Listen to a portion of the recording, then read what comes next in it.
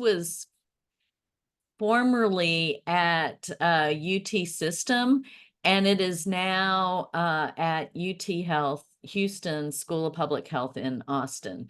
And I'm the executive director of this. And Dr. Patel plays a lead role in leadership here as well. So the next slide. So what is a perinatal quality collaborative? So PQCs are state or multi-state networks of teams. And so our basic goal is to improve the quality of healthcare and health outcomes for mothers and babies. So basically, we're working toward healthy mothers and babies in Texas. So PQCs look within the healthcare system and identify processes that need to be improved. And then they use quality improvement methods to kind of move these forward.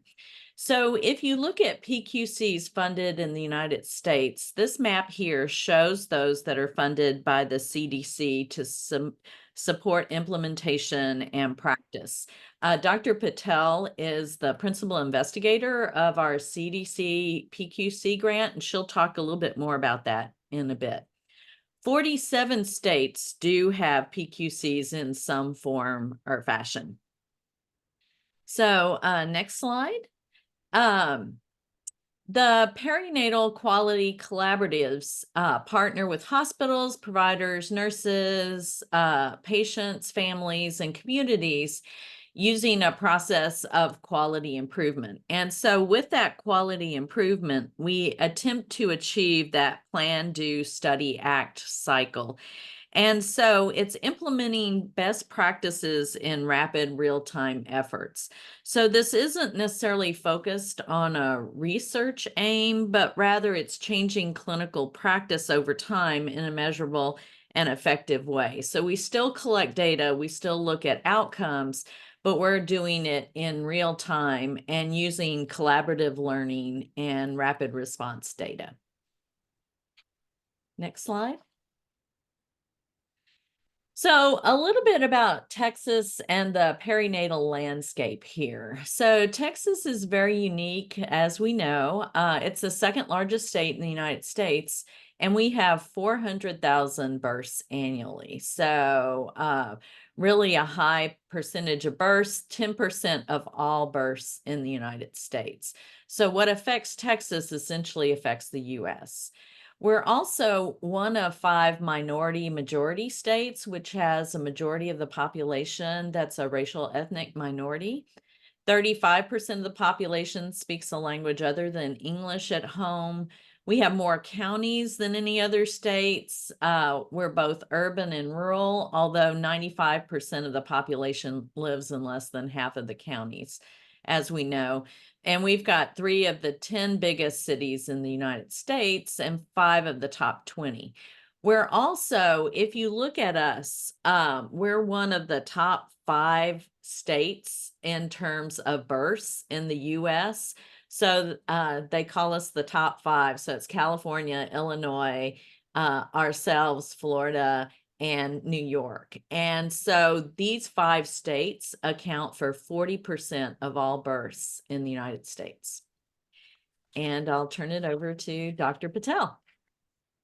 All right, thank you so much, Deanna. Just wanted to give a little bit more background about where TCHMB, our PQC for Texas, fits in the very big landscape of efforts that are happening, and many of you are part of this as well, related to maternal and child health in Texas. So just wanted to mention that the TCHMB is funded by our state health department, DSHS, and where we fit in their maternal and child health efforts is that you can see us kind of in 2 different areas. We're listed under their perinatal quality improvement network. So that's kind of on this side, as well as in the professional education. So we, and Dr. Hoelscher will talk more about the annual summit, but that's one of the key kind of hallmark activities that DSHS supports so that we can put out more information and networking opportunities for people in the state and beyond interested in maternal and child health improvement. Okay, so just a very quick history of TCHMB. because many people, as we're becoming more and more aware, although we've been around for a little bit over 10 years now, a lot of people still don't know what a PQC is, and just want to give a little bit of a timeline. So this effort started way back in maybe you could even say 2012. And it was an effort that was part of DSHS and actually out of an infant mortality reduction effort. And so people were coming together saying, we have an infant mortality issue in our state. We have disparities. We need to start pulling the right people together to work on this topic. And so a couple years later, the contract was given over to UTHealth Science Center at Tyler, administrated by the UT system here in Austin. And really it was to support the activities of the TCHMB. When we started out, we're really doing very small scale initiatives. I just wanted to mention a couple of our things that we worked on early on. So we had a reducing failed induction of labor project, and we really only had about 3 participating hospitals.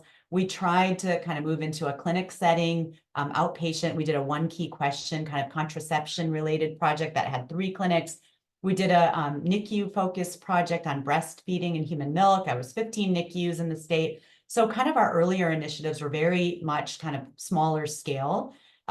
We started working and supporting more on the Texas AIM initiative through our maternal early warning system project, and that was about 15 hospitals in 2018.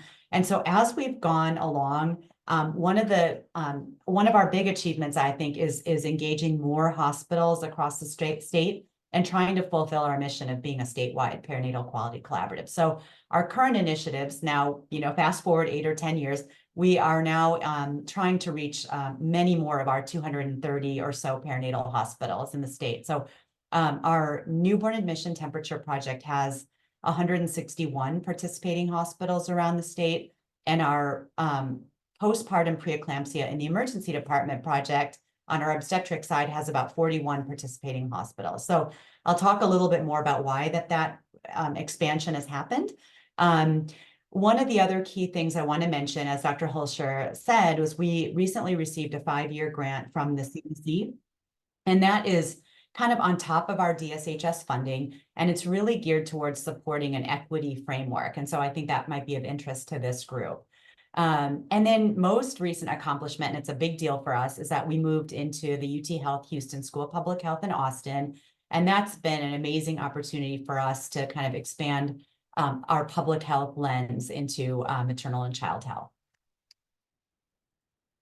So just real brief, the mission of TCHMB is to advance healthcare quality, equity, and patient safety for all Texas mothers and babies. We have a couple of key goals. Very much focused on reducing infant and maternal morbidity and mortality, also eliminating health disparities and inequities in care and outcomes, and looking at it from a life course approach, not just focused on those couple days that a person is in the hospital for labor and delivery, but also the broader life course. One of the newer areas we're trying to move into and trying to get better at is increasing involvement of partners and families, as well as patients with lived experience in the work that we're doing. So we're really trying to emphasize that as a goal for us. And then overall, improving the health environment for mothers and babies. And how do we do this? We have a couple of strategies really focused on high-valued quality improvement projects that are implemented in the hospital setting. We really look carefully at the findings from the Texas Maternal Mortality and Morbidity Review Committee, any data that we can get from on the infant side and child side to pick the topics that we want to tackle.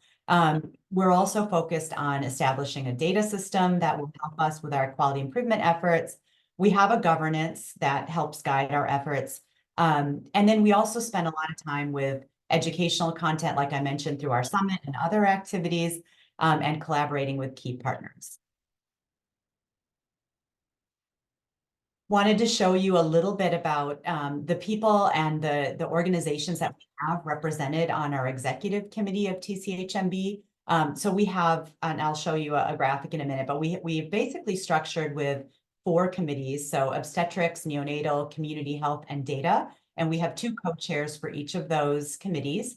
And then we have several other organizations that really help us in the things that we do. So for example, we have, of course, DSHS and Health and Human Services Commission and other state agencies, but we also have organizations such as that represent family physicians, also OBGYN, pediatrics.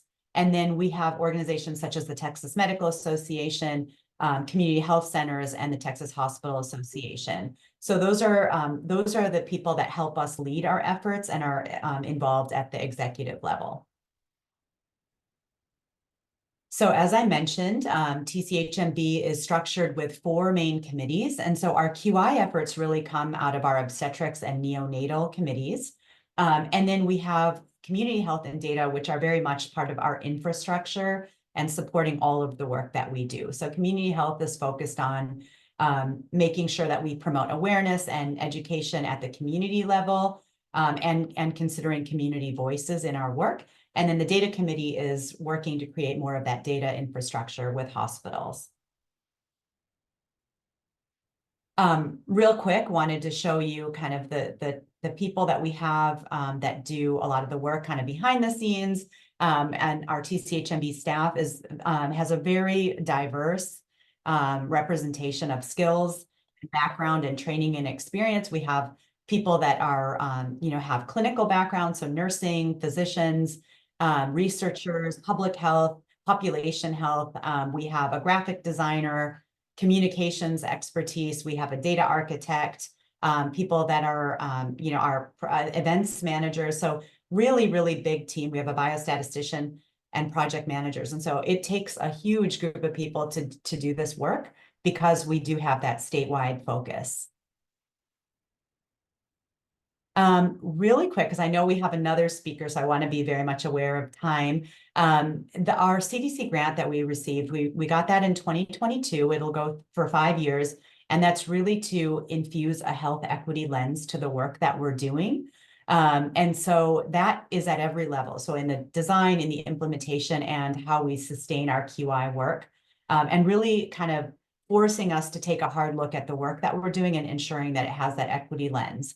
And it also gives us some additional funding over what we already get from DSHS to train ourselves and improve at our own organizational level in how can we better involve patients and provide that technical assistance to ensure the work we're doing has that health equity lens. Real quick, wanted to tell you about the 2 major initiatives that we're doing right now. So on our neonatal side, we have our first statewide project, which is the Neonatal Admission Temperature Project. And that's really a project, I call it's statewide. It might not be considered full-on QI, but it's one of our projects that we have worked on to build relationships with hospitals around the state to kind of build that trust with data sharing, coming back to TCHMB, because as we all know, data from hospitals can be very sensitive, and just building that trust and relationship was a big effort for us. So we have 161 hospitals in this project. So all over the state, rural, urban, community hospitals, academic hospitals, and we're all working towards improving neonatal thermoregulation, because that is something that's a risk factor for different things in neonates. So adequate temperature control is very important at the time of birth, especially to prevent respiratory conditions in neonates. And so basically the goal is to reduce variation in how temperature is regulated for newborns. And it involves both the well baby units in hospitals as well as NICUs. And so we do have some goals to reduce hypo and hyperthermia. But what I really wanted to focus on was kind of our statewide coverage of this project. It's, again, like I mentioned, our first statewide project. We have about 160 hospitals enrolled, and that covers about 60% of annual deliveries in our state. Dr. Hoelscher mentioned we have about 400,000 annual deliveries. So this is a huge birth volume that we're covering through this project. And we have had really good engagement from our hospitals with, on any given quarter over the past 2 years, around 60 to 80% of our enrolled hospitals submitting data. So really happy about that. The other really key aspect of this project is it's our first project that is using data disaggregation so that we can increased awareness of disparities in health conditions affecting newborns and mothers in our state. So this is just an example of our dashboard that we have. It's on our website. So we updated this quarterly. Every time we got a new data submission, we would update, and so that hospitals could kind of, you know, check in on what our trends look like. There's other tabs on the dashboard in which they can look at their own data, but this is the statewide look. So you can see kind of those disparities in hypo and hyperthermia by race and ethnicity. Our other major initiative on the obstetric side is called the Postpartum Preeclampsia in the Emergency Department project. And what I wanted to mention about that is that this project stemmed from some of the key recommendations from the Maternal Mortality and Morbidity Review Committee reports that come out every 2 years, and specifically some findings of chronic hypertension, preeclampsia, and eclampsia being the major driver, some of the major drivers of severe maternal morbidity and maternal mortality, as well as the need to coordinate care between obstetrics or maternal care services and emergency departments. So this project really took those recommendations from the MMMRC and directly developed a project to address those things. So it's very much focused on some of the key aspects of being able to recognize a postpartum patient when they come into the emergency department, because surprisingly, that's not a question that's typically asked. You know, if a woman comes in with high blood pressure symptoms, it's not always a given that the ED will ask if they're pregnant or have been pregnant in the last 6 months. So really just trying to get that screening question implemented routinely has been a focus of the project. And then, of course, treatment adequacy and making sure that they get on-time treatment to reduce the complications. So there's a lot focused on communication coordination between the emergency department and obstetrics providers. And so that's really where this project is focused. So again, just trying to implement that screening question. So asking if they have been pregnant, not just if they're currently pregnant, coordinating between the emergency department and OB in the hospital, so within a hospital, and then a lot of education of clinical teams on how do you recognize the signs and symptoms of preeclampsia early, and how do you initiate that response and follow up. I think I'm going to turn it over back to Dr. Hoelscher to talk about our other activity, which is our summit. Yeah, so I'd like to give you just an overview of examples of some of what we do at the summit. So we just had our summit February 28th and March 1st in Austin. It'll be in Austin again next year. So if you look at the next slide, you can kind of see who comes to the summit. So the majority of participants tend to be from hospitals. We also have a lot of community partners, nonprofits, and academics who join us. Nurses and physicians and other clinicians make up the majority of our attendees. We also offer continuing education for nurses and physicians.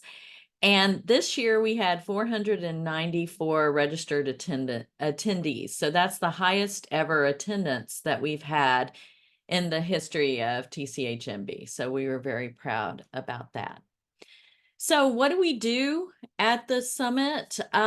We talk a lot about QI, but we also present data. So this is an example of some of the data that were presented at the TCHMB summit.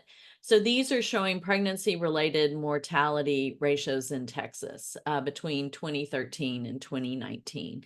So you can see there that we did have an improvement in non-Hispanic Blacks, a slight increase in Hispanic and non-Hispanic other. This is prior to COVID, so it'll be interesting to see what happened after COVID. So this is just an example of some of the data that the Department of State Health Services presented. The next slide also shows some data, and this is an area in which we're really seeing a significant and problematic increase. So this is a rising public health problem that we thought we didn't have to deal with anymore, but it has to do with syphilis and congenital syphilis. So if you look at the rates here, you can kind of see that we went from 73 cases of congenital syphilis in 2013 to 922 in 2022. So that's a significant increase. And you can also see the syphilis cases, which is likely to be underreported there. We do have more congenital syphilis cases than any state in the US at this point in time. And so it's a really significant public health problem. There's a lot of health equity issues associated with it. So this is something that we'll begin working on later this year. So the next slide just shows you, and I'm not going to go through this workflow, but the other thing we do at the conference is we look at examples of teams from different hospitals that have put into place some QI measures. And so this is an example of a flow chart where the team has brought together nursing and the provider and social work, and they've been able to connect patients as they go through this. So that's really what we're trying to do, is to get better health care. And so these examples are very instructive to the attendees at the meeting. The other thing we do at the meeting, and I don't have a slide for it here, is we do highlight the lived experience. So we have a panel of patients that kind of talk about their experiences when they were in the hospital, when they were in the NICU, and it's just, you can't help but cry at those patient panels. I mean, it's just very, and it really inspires you to work harder to improve maternal and child care here in Texas. So the last slide just kind of has a save the date. So we'll likely not be at the AT&T Conference Center, but we just wanted you to know that next year will be in June. So we're going to have a different date. And then the last slide is just how can you get involved with TCHMB? So as you can see, our mission is there. Again, some ways to get involved in TCHMB is to attend the summit next year, so we can send out the information to you ahead of time. If you visit tchmb.org, you can learn more about our projects and subscribe to our newsletter, and you can also see some of those dashboards that we were talking about. You can find us on X and Facebook at Texas PQC, or contact us, and our email address is there, and then spread the word. We're really looking at how we can expand the membership of TCHMB, particularly getting rural areas involved as well as the major metropolitan areas. And with that, I will turn it back to Wes.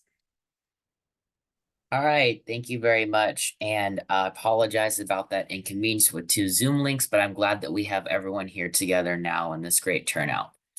All right, I will go ahead and introduce Dr. McClain and give her this floor. All right, so sorry, Dr. Sampson. Dr. Sampson joined the Baker Institute in January 2023 as a fellow in maternal and reproductive health at the Center for Health and Biosciences. Sampson holds a dual appointment at the University of Houston's Graduate College of Social Work, where she oversees the Healthy Start Initiative. Sampson's research portfolio includes the implementation and evaluation of a community-based program to reduce the risk of infant and maternal mortality, the assessment of a home visiting intervention for postpartum depression among low-income mothers, a feasibility and effectiveness study of a maternal medical home model and federally qualified health centers, and the evaluation of interprofessional health teams for behavioral health service delivery by social work and psychology students. Sampson completed her postdoctoral research fellowship with the Baylor College of Medicine's Department of Psychiatry, where she worked to reduce the risk of alcohol-exposed pregnancy among low-income women in Harris Health Integrated Healthcare Centers. She received a PhD in social work from the University of Texas at Austin and a Master of Science in social work from the University of Tennessee. All right, and with further ado, Dr. McClain, would you, or Sampson, would you like to present from yours, or would you like me to put up the slides you share with me? I can present from here. Thank you. Okay, great. Good morning, everyone. Thank you for hanging in there and hanging out during this presentation. My name is McClain. I know it's confusing. My first name is McClain. And let me go ahead and share my screen. This should be it. Okay. So I'm really pleased to have this opportunity to present. I'm going to set my timer real quick just so I stay. Because this is a wonderful Health Equity Collective, just provides such a good broad platform. And the program I'm going to be talking about is community-based. And I'm really, really grateful for bigger institutional groups like TCHMB and HEC, because to be in this space as somebody who's real passionate about change within the community, we need help from the bigger institutions as far as data transparency, data availability, trends, this kind of thing, because there is so much need in the community that we're so busy just trying to meet the need. It's real hard to go out and have to fight for transparent data. So it's just been a game changer to have TCHMB and HEC more focused on maternal health, because it is a major health equity issue. Moms are individuals that affect several systems. So if mom is not doing okay, that has a strong ripple effect. So I'm going to talk about a program that centers maternal health in the hopes of affecting infant and family health. So I will just, yep, okay, it's working. Okay, so today I'm just going to talk about the purpose of Healthy Start. I'll acknowledge our team. We have some implicit goals that I think of that come about because of the way we implement the program, and those are really partnership and treating people with dignity. And then our explicit goals are the things I think of that the funder calls for, like the performance measures. And I'm also going to talk a little bit about our Community Action Network. So I kept this slide that has red and white just so I can give a shout out to University of Houston. These are their colors. University of Houston is the infrastructure that houses Healthy Start. I'm a professor there, and I've always been in social work, and I've been a big fan of Healthy Start as a program, and I really wanted to have it be within the realm of social work because it does social work, but sometimes it's actually in health county departments because it also affects health and what am I trying to say? Public health.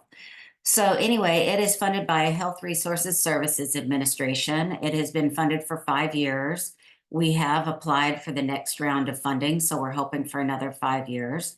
But one thing that's real unique about Healthy Start is funding goes to communities. It's not a block grant. You have to apply to be a site based on your surroundings infant mortality rates. So you've got to live in a place and do the program in a place that has infant mortality rates at least 1.5 times the national average, or you can qualify by having high rates of preterm birth, low birth weight, and maternal illness. In Harris County, we have about an average infant mortality rate. It's a little bit higher than the state, but when you disaggregate it by race, we actually have a very high Black infant mortality rate. It's a little over 6 deaths out of 1,000. So that actually puts our county rate higher than the state rate, higher than the national rate. So there's clearly an issue of racial disparity in infant mortality, and we know there is for maternal mortality, as the prior speakers were just talking about. This program's been in operation since 1991. It started with 15 projects and now has 111. There are actually 5 sites in Texas. And each Healthy Start site, no matter where you are, has these same 3 overarching goals. So the purpose of the program is to reduce the risk of infant and maternal mortality and morbidity, and they have a strong focus on reducing racial disparities. They do this through 3 major goals, or 3 major aims, I should say. One is improving women's health. As I'm going to talk about, we use an evidence-based home visiting curriculum. We educate women about reproductive health care. We accept women before they're pregnant, while they're pregnant, all the way up to 18 months postpartum. We use data to drive our decision-making by using a cloud-based data tracking system that anybody that works with a client has to use that system to update it. So we have a very robust case management system. We also were tasked with serving dads. With Healthy Start, they want to have healthy families. And one way that they achieve this is by encouraging us to talk to 100 dads, give them education and outreach. And we had a great fatherhood coordinator who has done that for us. And also one that is related to Health Equity Collective is we need to make collective impact. So everything I've been talking about is on an individual level, but this is more on a macro level. We have a community action network that brings together external stakeholders like people on this call, organizations, but also internal stakeholders. Those are our participants, the moms and the dads who are in the program. We're constantly encouraging them to be a part of our community action network. And one thing I love about Healthy Start is to have the funding, they hold you accountable to doing this kind of consortium, and having 25% has to be community voice. So we can't have a consortium that would be all academics, right? Like we actually have to have the people who are getting the program in the consortium, which I think is very smart. This is our leadership team. I always say, like, I just wrote the grant and kind of oversee the vision of it. I have a real passion for it, but these other people are the ones that do the real hard work, the day-to-day. Lysandra is our program director. Laretha, who is out on maternity leave, she just had her third baby and she carried that baby longer term. So we are happy to say her third baby is honorary Healthy Start baby, but did not qualify for Healthy Start. So that's good. Brandy did a great job as our outreach manager. And then Latasha Perry, a lot of you know because she runs our community action network. And then we have case managers, Natricia, Shaquaya, Skylar, Elaine, and then Cal did our fatherhood group. Now, Healthy Start funding comes with an expectation that you do these services to meet these performance measures. You've got to do it through home visiting and community outreach. So these are performance measures that I put up there. I think of these as things that through your services and through their standardized tools, you are achieving. I think it's important to notice that a lot of these have to do with behaviors and activities, right? So one definitely is health insurance, but we're trying to get women to go to postpartum visits more often. We're trying to get them to stay in continuous insurance instead of dropping off and having gaps, right? Go to more well women visits, increase safe sleep practices with the baby, breastfeeding, abstaining from cigarette smoking. We're trying to get them to have longer gaps between pregnancies because we know that the longer you wait, the longer your mind and body have a chance to recover, maybe build up some support systems and be prepared for that next baby. All sites are supposed to be screening for depression and interpersonal violence. We know those are very important predictors of maternal mortality, morbidity, and depression and anxiety. We're supposed to be trying to get fathers involved with pregnancy and after the pregnancy. I do always like to point out, though, and I've seen this in many things that look at fatherhood, these fatherhood measures, the data comes by asking the mother, which I think is a measurement error.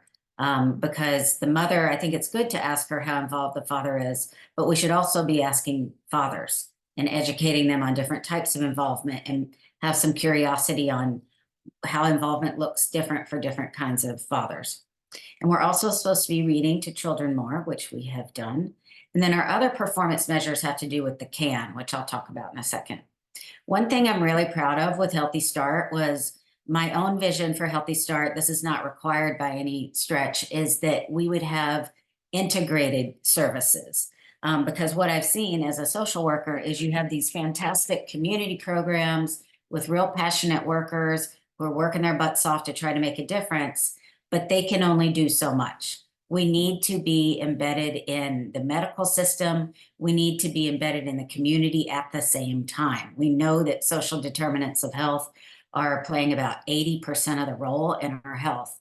So with our program, I'm really excited to say that Dr. Boyd, who's a colleague of ours at helped us get the supplemental funds to have a doula training program. So we were able to embed doulas in our team. And we also were able to contract with some mental health providers. We got another supplement to have a nurse. So we had an RN who would intervene with all high-risk moms. So we did actually achieve kind of a coordinated care, at least, but it felt very integrated as far as everybody was weighing in on the same case notes, which I think is very important. So some big moments from our 2023. By then, we had served 842 people. We only served one in 2019 because that's when we got funded and it took forever to get set up. And then the pandemic hit. So really, we served 842 in the last couple of years when you think about it. 67% of our moms and babies are Black. Half of all women served entered the program when pregnant, which is fantastic. Our goal is always to try and get women in pregnancy and as early in pregnancy as possible. And then 80% of our pregnant women receive doula services, which is fantastic. 100% are offered, 80% received, and then 100% were satisfied with their doula services because we do an exit survey on doula services as well. I also like to show these numbers because when you think about the number of people that is 96% were screened for interpersonal violence. Almost everybody was screened for depression. We screen for depression as soon as they come in, and we screen for it after a pregnancy and then again 6 months later. We have had one infant death in 5 years, which is always a tragedy. One is too many, but this is, quantitatively, that is good to only have one given the high rates. And then our low birth weight of our Healthy Start babies is 10% compared to the preterm birth rate in Houston average is 12%.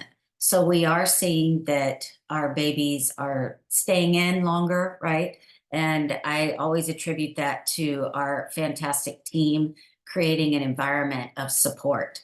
The mom really doesn't have to, even if the mom is living in crisis, we're trying to intervene in crisis, trying to help get her housing and food and stability. I think of Healthy Start as a great stabilizer. That's one thing we do very well. So I want to talk for a minute about the Community Action Network, the acronym CAN. That is Latasha is the director of this. She's done a fantastic job. Kiana was our director before. She was great too, but she moved to Chicago. So Latasha in the past couple of years has helped bring a lot of focus and momentum to our CAN. She's hosted a peer luncheon to celebrate the participants and the women who have helped us by volunteering, helped us by sharing their stories so we can elevate their stories. We have hosted safe sleep events. We've hosted car seat safety events. We have one of our case managers is now a trained and certified car seat specialist. We have at least one person who's also a breastfeeding specialist. We have another person who, and I'm talking about our case managers, another case manager who has completed the Postpartum Support International mental health training. So we have a lot of expertise on our team, and that team constantly trades information so we can all try to be as supportive as possible. We had a fantastic maternal resource fair through our partnership with March of Dimes. We were able to give out actual supplies and able to I think it's real important to be in the community and show there are all these different organizations who are here to help moms and babies. And I think the resource fair did a great job of that. So we also continue to make public impact in the community through events and education. So we hosted how community solutions can reduce infant mortality in Houston through my partnership with Baker. We did it at the Baker Institute, and it was a beautiful event. We had a panel that included a participant sharing her personal story, a doula, actually, yeah, we did have only one doula on there and a mental health person. And so people were really bringing their expertise in their field and also bringing their lived experience expertise, which I think is a powerful combination to make a difference in this area.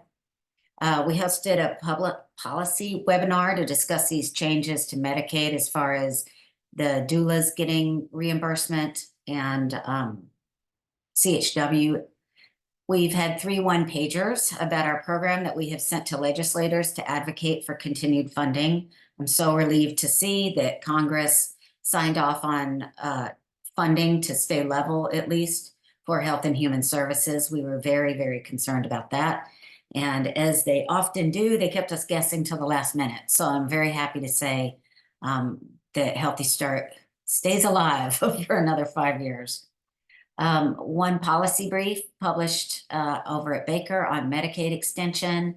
We've increased our Instagram presence by 200% in the last 18 months. Our moms tell us that is where they get health information from. For anybody that's listening on the call, yes, they go to doctors. Yes, they talk to nurses. They talk to us in the community, but they are looking on Instagram and TikTok to know about health during pregnancy and postpartum. We also have increased awareness of mom-centric technology and programs. I want to make everybody aware, and I can say it more if I have time later, but the Earth app, IRTH, is an app that allows people to use it like a Yelp app where they can rate their practitioner and the hospital for how they felt the interactions were and how safe they felt. And we have these are some metrics that show the composition of our community action network. So we've got mostly community-based organizations. We have 6% are community participants. We're working towards 25%.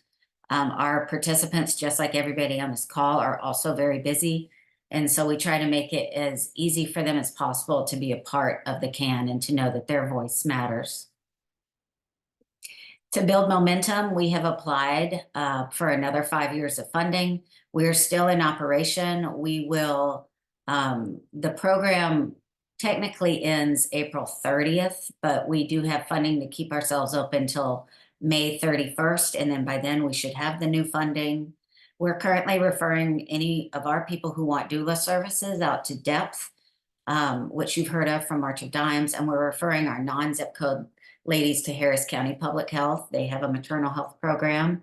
And we just remain hopeful to get continued funding because, as I hope you can see, Healthy Start is like the little program that could. It's just really made up of people who are very passionate, and the transformations I've seen with women who come through the program, they come in really sometimes in crisis and they leave with being out of an abusive relationship, having a more stable place to live, having a healthy baby, having more information about how they can take care of themselves and attach with their baby. And I'm working on a qualitative piece right now, and you're hearing that the women are talking about the impact of the relationship with their case managers. It's just that therapeutic alliance is everything for them. If we do get funded in April, then we will still continue home visiting, and we will have to also do a lot more group-based health education. We're going to use the Brain Builders protocol, which I know people on here are familiar with. That will be funded 2024 to 2029. We will have our CAN, but it will be called a consortium, and that's going to look very similar, but even more community-led. We'll be doing listening sessions to ask the communities, what are the barriers that you face when you are trying to stay healthy during pregnancy and up to 1 year postpartum? And then our consortium has to come up with a plan of how to address those barriers. We will also be hiring someone with lived experience to work in the community and assess those barriers. So we'll be looking for someone who's a people person, who loves to be out in the community, has some cachet in the communities that we're serving, which again are with 1.5 times the average of infant mortality, which sadly, but reality, everybody needs to know this, where we're seeing that in Houston is mostly among Black women and Black infants. So we really need a targeted focus there. And I think that's it, Wes. And I can Thank you. definitely answer questions. You're welcome. Thank you. Yes, we just got one from Tina that says, with the limited funding to Texas, how willing would foundations be in funding an underfunded program? We clearly need much, much more. Yeah, I mean, the response I've seen from one thing that's great about being at Baker is you really get a more of a sense of the national response of how the rest of the country is seeing Texas. And there seems to be a good amount of pity for us, you know, and I think that this is a moment to really implore funders locally who are mad and nationally that we do need a lot more help trying to keep reproductive freedom.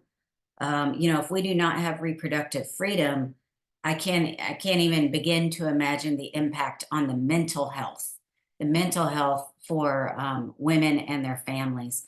So I think that we don't know fully yet, but I am kind of hopeful because I've seen more funding calls come up, and they are targeted in areas like Texas and Alabama where we're seeing a lot more restriction.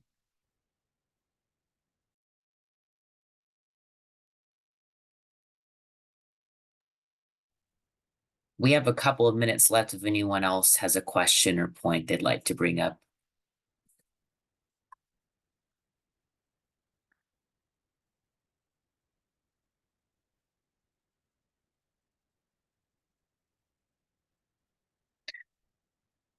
But to that point, oh yes, okay. Felicia is asking, are there sources to get infant maternal mortality rates by county? Great question. I actually, the rates we got when we were trying to write the grant is the dashboard at the state level is public, and we were able, I think we were able to get county level data. The only thing we could not get that is elusive always is county level data disaggregated by race, because that's what you really need to move the needle. I think in Healthy Start, we heard this phenomenal speaker, and I'm so sad I can't remember his name because he deserves recognition, pediatrician. He was talking about if we do not focus on reducing racial disparities, then we can't make any progress at all. Because what's happening is we're kind of decreasing the infant mortality rate slowly, like it looks a little bit better than it did, but the racial disparities are staying the same and getting wider. So you have to, when you're asking for data, I would just continue to ask everybody to advocate for, we need county level and city level disaggregated by race, because this is an issue that is largely affected by where you live, the access you have, you know, all kinds of things. So yeah, we need that smaller or the more micro focus of data. Okay, and then Black Maternal Health Week is approaching us. What are some ways you can see healthcare centers getting involved? Mm-hmm. Getting community. Getting community involved. Yeah. Deanna, do you want to talk? I see you took your mute off. Well, I was going to ask Divya, I think some of the ways that we can see that is participation in some of our projects. You know, we're always looking for people to kind of help out in our committees, and some of the projects that we're doing there, especially like the preeclampsia, there are racial ethnic differences. So it's just hard sometimes, I think, for hospitals to collect the data. As y'all know, hospitals have a lot of other things that they need to do. So that's difficult. But Divya, you want to? add anything? Yeah, it's a really good question, and it's something we're grappling with very much so. And trying to, as I kind of mentioned in the TCHMB part, is trying to see where those touch points with community are. Sometimes getting people with lived experience can be really good in terms of, any information we're putting out. Is it resonating? Are we framing it in the right way? When we're reporting data back to hospitals, is it identifying the types of disparities and issues that are amenable to some sort of change or intervention? And so really getting that perspective, whichever way we can, is something we're striving for. I will say we have not done a great job of it up till now. It is something that is in our 5-year plan, but it's really challenging. We are doing, I think, like Dr. Sampson was saying, we are starting to do some listening sessions and focus groups. So that's another focus for us in the next year, to try to get some of that diverse perspective into the work we're doing. I will say too, at our summit, there were several presentations that kind of highlighted what other groups are doing around the state. So that's a good place to go for some learnings. And we'll have some of the recordings from that and slides posted within the next month or so.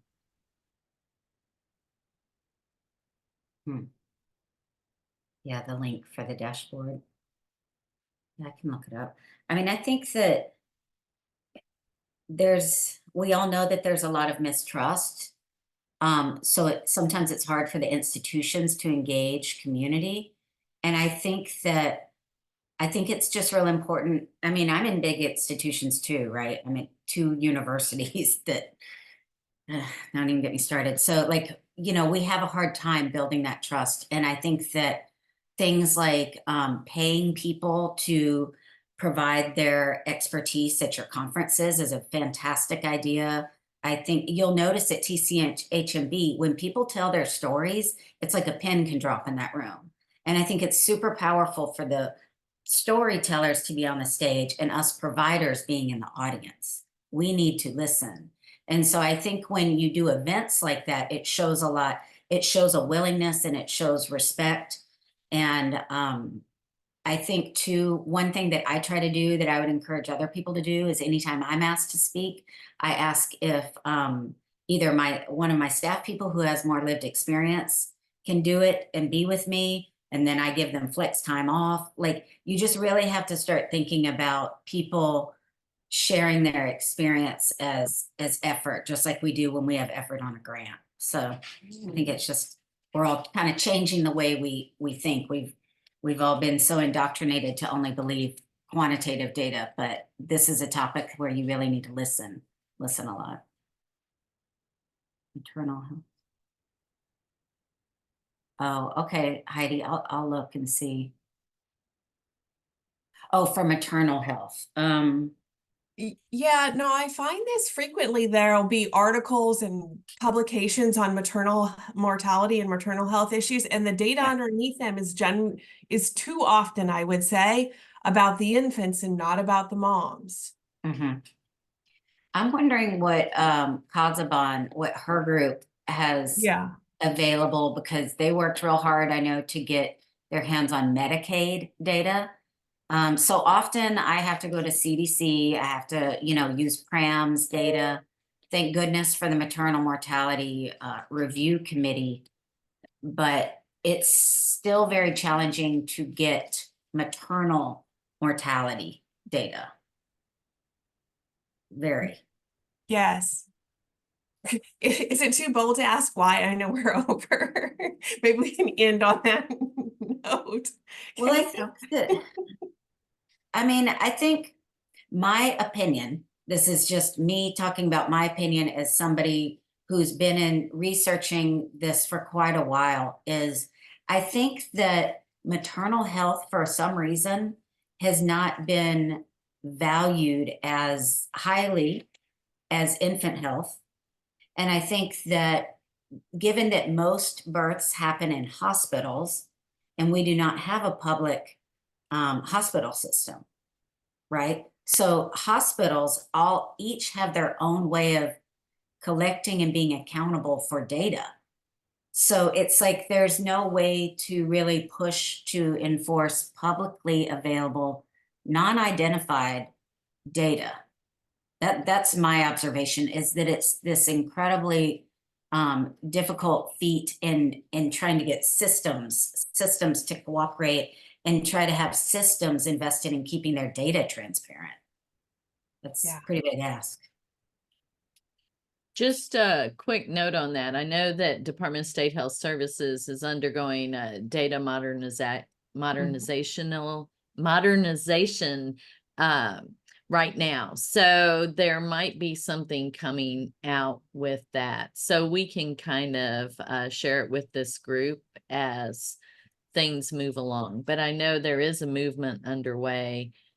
What that looks like, I don't know right now. We're kind of learning ourselves, but just to let you know, that's on the forefront. Yeah.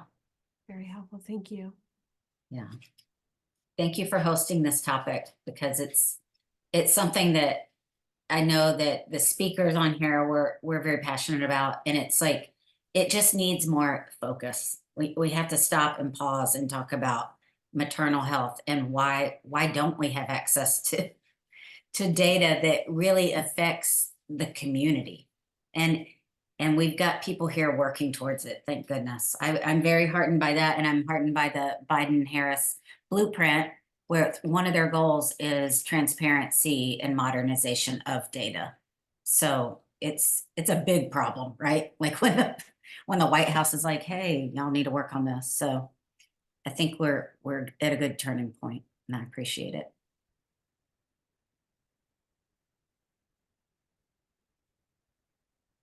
Thank you. All right. Well, I know it went over, but this, oh, sorry, Heidi, were you going to say something? I was just saying thank you. It's phenomenal. Appreciate it. Thank you.